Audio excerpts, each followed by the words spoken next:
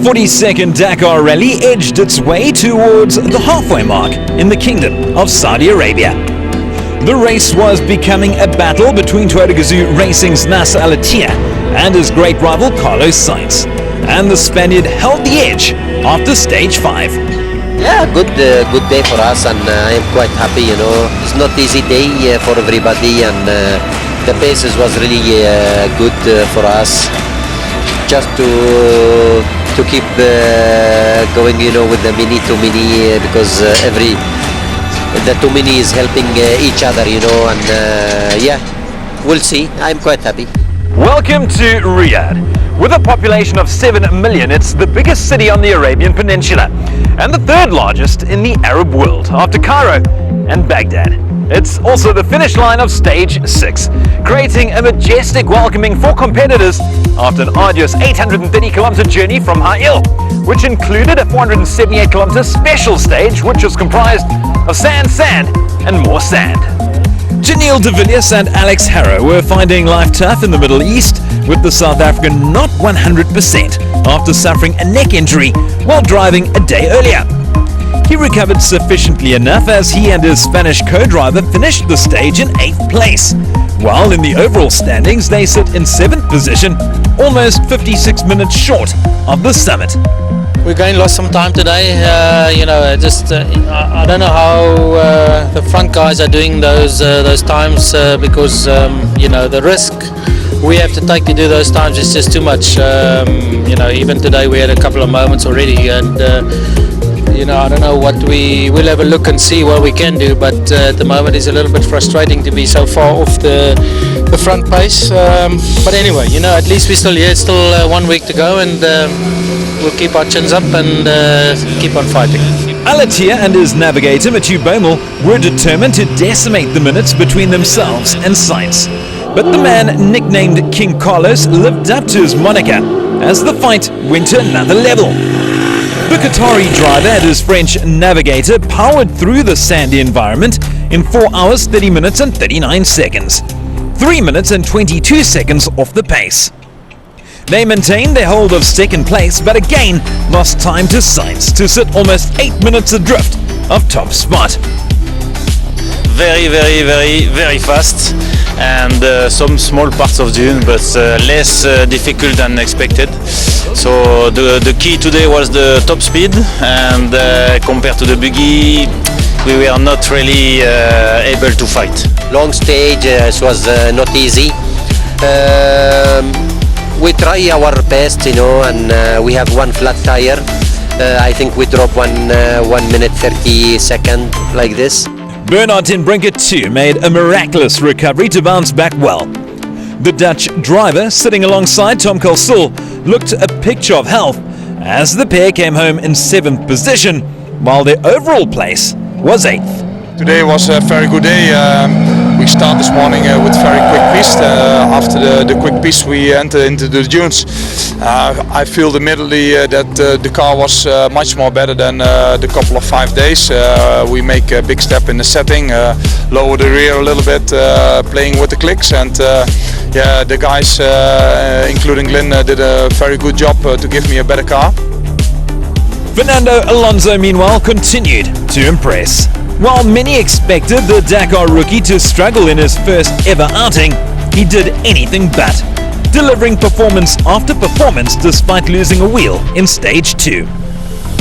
Knowing he had precious hours to make up, he and Mark Comer drove with intent, purpose, speed and confidence to deliver the second best drive of the day for Toyota Gazoo Racing, finishing the stage in 6th position. Today was another good stage for us.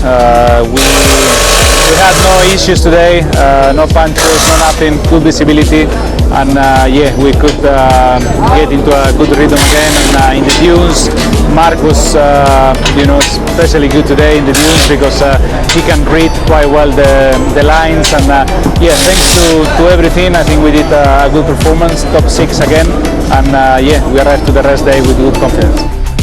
I could sense an air of confidence in him and wanting to do something special today, and he certainly delivered. Flat out the whole day, actually caught Janelle, and they finished together. So he was really 50 seconds behind Yazid, local guy, same car. So and only 4 minutes back from Nasser in 400 Ks.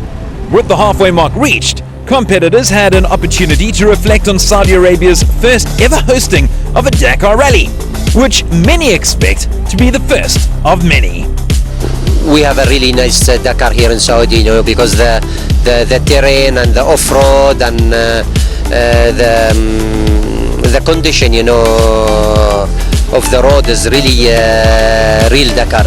No, so far it's been great. You know, it's been great to race here. It's you know, the people have been very friendly.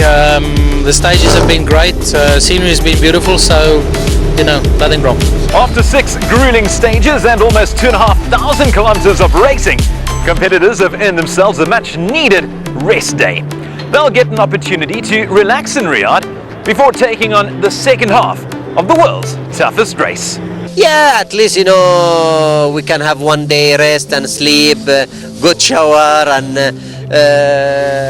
to share, you know, a little bit, you know, with some driver, and to stay here with the mechanic, and yeah, it will be good. It's a good point to reach the rest day. At least we're here, halfway here, and now the second week's coming. There's going to be more sand and dunes. Hopefully it's a bit more difficult than today, because today was just too fast and easy. But yeah, you know, if you reach the rest day, you've achieved something. So let's try and do a good second week now.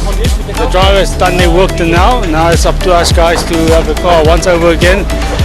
Change some parts, gearbox, clutches, drive shaft, wishbones, what name it. Everything that's been working on the car and taking strain, we're going to change that and keep an eye on all the parts.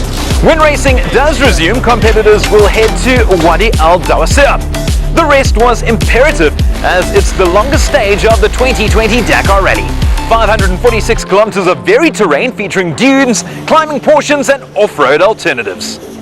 Yeah, it's not only the longest, we're heading south towards the empty quarter. We hope more difficult terrain, more dunes. That's what we hope for. We'll have to speak to you after stage 7 and see how we got on.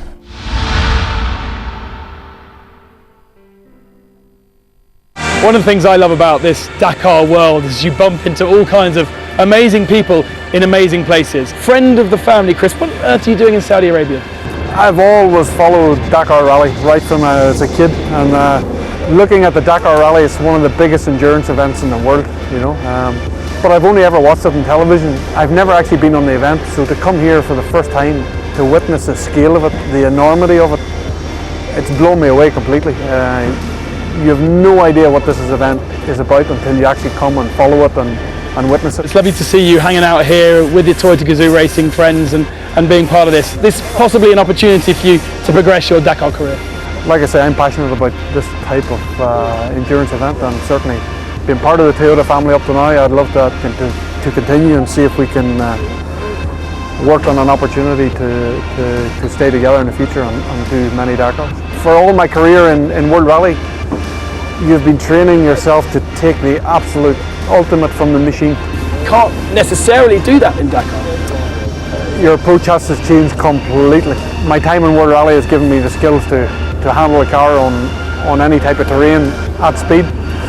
Let's see, for me personally, yeah, I'd love to be part of Dakar in the future.